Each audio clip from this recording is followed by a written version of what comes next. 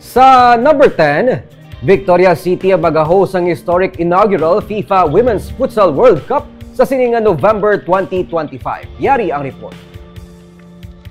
Nagligad lang ang simana sa nagpatigayon sa inspeksyon ng katapos ang Federación Internacional de Football Association o FIFA sa Victoria City Coliseum nga napili mangin venue sa inaugural FIFA Women's Football World Cup sa November 21 asa December 7 sininga tuig.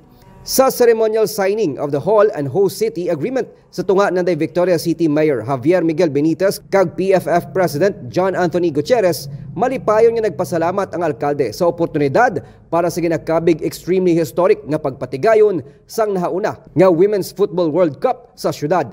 And I think saying it being extremely historic is still an understatement because this is the very first in the entire world that we are going to have the Women's Futsal World Cup.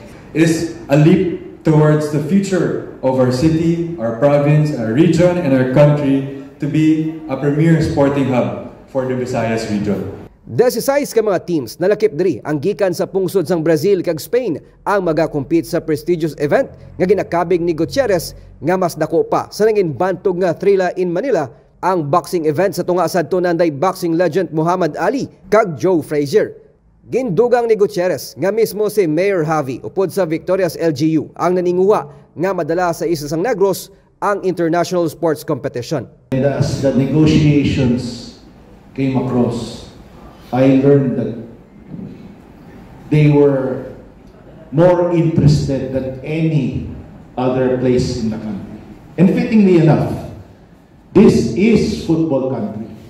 So dapat talaga, stars aligned, dito natin gawin sa Victorias ang first ever FIFA Futsal Women's World Cup.